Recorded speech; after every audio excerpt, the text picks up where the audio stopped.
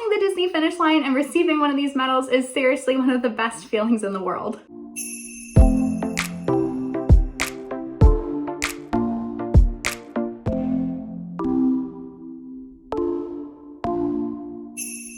Hi everyone, and welcome back to another video. If you're new here, my name is Maria. In today's video, I'm going to be talking about one of my new favorite Disney things, and that is runDisney. This past February 2020, I participated in my very first runDisney event. I did the Moana 5K and the Disney Princess Marathon weekend. It was my very first marathon ever, but I absolutely loved it. So far, this has been the only runDisney event that I have participated in, so while I am in no way an expert on runDisney, I wanted to make this video to help the people who are beginners like me, as well as people who are perhaps a little hesitant to do runDisney, and I really hope that by sharing my experiences as a beginner, I will be able to help answer any of your questions, as well as shed a little light on what the experience is really like, in the hopes that it'll help you take that step to achieve your runDisney goals. Today, I'm going to be sharing information about the registration process, the training I did leading up to the marathon, what to expect leading up to and during the race weekend, as well as some overall thoughts on my experience. So like always, without further ado, let's begin. Just in case you don't know, there are many different marathon weekend events that you can participate in. They all have different super fun and magical themes to them as well. So for example, I participated in the Princess Marathon weekend, so each race was themed after a different Disney princess. My race, which was the 5K, was themed after Moana.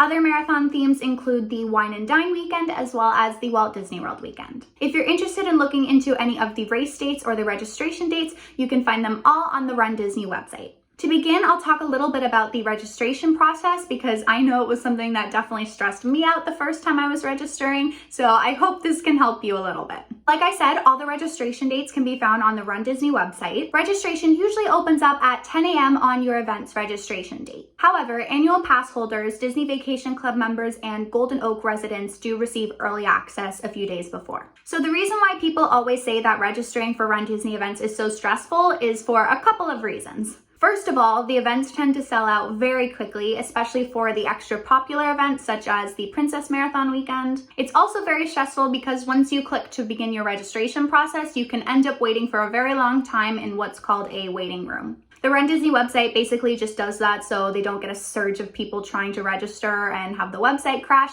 but basically it just means you're waiting in a waiting room online and it just keeps loading and loading and loading until it opens up and lets you in to register. I think I ended up waiting half an hour or more to register for the Princess Marathon weekend last year. The most important thing to know about the waiting rooms is don't refresh your page and don't exit out. Another tip I can give you is that the waiting rooms tend to open up about 5 minutes before 10 o'clock usually. So you can usually try to be a little early and hopefully better your chances. So yes, unfortunately with registration, you just have to be patient, keep your fingers crossed, and hope that you're able to get through and register. Now I'm going to move on to a little bit about training. So just a little bit about me before we begin. I have never been a very athletic person. I did dance throughout high school, but other than that, I've never really been into any other sports. I did cross country when I was really little, but that was about it. So like I said, never ran a marathon before this. However, doing a runDisney event has always been something that's been on my Disney bucket list. So because I didn't have very much experience, I chose the 5K for my very first event because it was the shortest race out of the whole weekend. If you were like me and really want to do a runDisney event, but perhaps you don't have a lot of experience, I recommend the 5K because it's a really great place to start. Registration for the February event was in the previous June. So in the summer leading up to it, I started to train a little bit. I don't have a gym membership, so in that summer, I would make sure to run or jog around my neighborhood if it wasn't too hot. But the main thing is that I tried to walk a lot every day just to kind of build up that stamina. It was a very busy summer, however, so I really started focusing on my training in the fall and winter leading up to the race. In the fall, I started school again, so I was able to have access to my university's gym. And there I made sure to go running on the treadmill at least once or twice a week. Just a little disclaimer, I'm going to be sharing my experiences with training, so in no way am I saying that this is the best plan for you. I'm just saying what worked for me. When you're training, do your research, figure out what you can handle, and try to figure out what plan works best for you. But here's a little bit about what I did. So like I said, I would make sure to go on the treadmill at least once a week, hopefully twice a week, depending on how heavy my course load was. Each time I went to the gym, I would try to go on the treadmill for an hour. Maybe it seems like a lot to some people, but it really helped me me build up my strength and my distance. On the treadmill, I would run for a little bit, then walk for a little bit, then jog. So basically just did whatever speed I could handle, and I would try to go for at least an hour.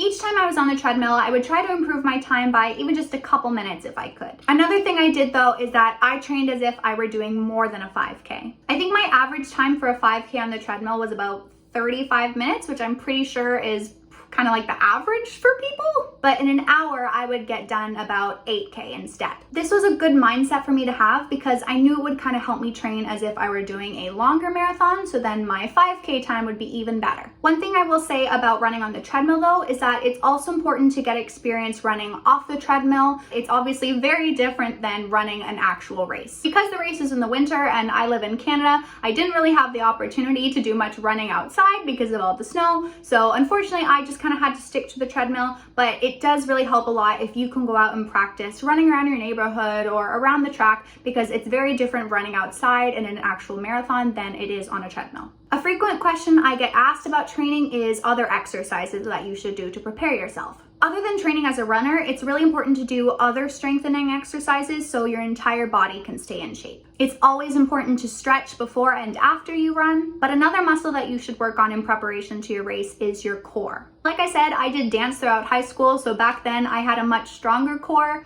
Not so much now. I kind of overlooked my core muscle while I was training for my race because I focused all on the running. This was a mistake. In the late fall, I actually kind of injured one of my side muscles. I went to my physiotherapist and she told me that it was most likely because I was doing all this running, but I didn't have a strong core. So all these other muscles were working, but my core muscle was too weak to handle it all. So from that point on, I mixed in some core exercises like sit-ups or planks or any basic thing like that, and I could really feel a difference. Basically, what I'm trying to say is definitely focus on your running, obviously, but make sure you do some other basic workouts as well to improve your muscle strength to help you. If you're unsure about what different exercises to do for your core or any other muscles, honestly, I'd recommend just looking up workout videos for beginners on YouTube. That's what I would do all the time. And overall, just give yourself a nice, well-rounded workout and then focus on your running too. Like I said, I am in no way an athlete, but I hope that these bits of advice will help you. The best advice I can give is just do the workouts and the training that feel right for you and then go from there. Another thing I can say about training though is that once you've registered for your runDisney event, Disney starts sending you emails leading up to your race day. And I believe I did receive an email with a beginner's guide to training. I don't think I followed it very closely because I kind of just did my own thing, but if you prefer to have a more structured guideline for a workout and training, then that'll definitely be something that'll help you. Alright, so now I'll talk a little bit about what to expect leading up to the marathon weekend as well as on your race day. So like I said before, leading up to your marathon weekend, you'll start receiving emails from Disney. Like I said, they gave us some workout guidelines as well as some fun Disney playlists to try while we ran. And closer to the weekend, they started giving us more instructions on how to sign in and when to arrive. So the day before the race weekend begins, all runners have to go to the ESPN Wide World of Sports to register and pick up your t-shirts and bibs. Also at ESPN, you get to go to the runDisney Expo. That's when all the different merchandise shops and stalls open up, so it's a really cool experience to get to go check it out. What my friend Sarah and I did not realize though is that on the very first day especially, there are crazy long lines to get the exclusive merchandise. While we definitely would have wanted some merchandise, we did not feel like waiting 2 hours in line, but eventually we came back a couple days later into the marathon weekend and we were still able to get some cool pins. There was still plenty of merchandise left over, just unfortunately the extra cool things like the Spirit jerseys were sold out very, very quickly. So if getting the exclusive merchandise is really important to you, I'd recommend getting there as soon as possible on the first day. And be prepared to wait in those long lines. Once you present your ID and sign in, you are able to pick up your t-shirt as well as you get your race bib. Now I'm going to talk a little bit about what to expect on the day of your race. The races start very, very early in the morning. I think ours started around 5 or 6, I can't even remember to be honest, but we got there about 45 minutes to half an hour before the race started. We were staying at a Disney resort, so there was transportation to the race, but if you're staying off property or you live in the area, you'll have to get your own transportation. On your race bib, it'll tell you what section you're in. So for example, my friend Sarah and I were in section C, which meant that we were one of the later waves to start. Unfortunately, on our race day, it was freezing and a pretty rainy morning, but we made the best of it, and once we started going, we were pretty much warmed up. For each wave start time, they set off a big jet of fireworks at the start line, which is really cool. Along the course, you get to meet really cool and rare Disney characters, which was awesome. Unfortunately for us, all the characters had really long wait times, but we did end up meeting Rapunzel and Eugene, which was so fun. There are also PhotoPass cast members staggered throughout the race. I made sure to smile and wave at them every time I ran past. There are also lots of different cast members and volunteers staggered throughout the course to clap and cheer you on as you go. It is also so cool getting to run around Disney property before it opens. For the 5K, you get to run around Epcot as well as backstage at Epcot, which was so cool for me to see since I'm going to be an Epcot cast member starting this summer. Once you cross the finish line, you of course get your medal. I received this beautiful Moana medal. I love how it's shaped like the heart of Tafiti. And it's also really fun because after your race, everyone always wears their medals to the parks and lots of cast members congratulate you. And it's just a great time to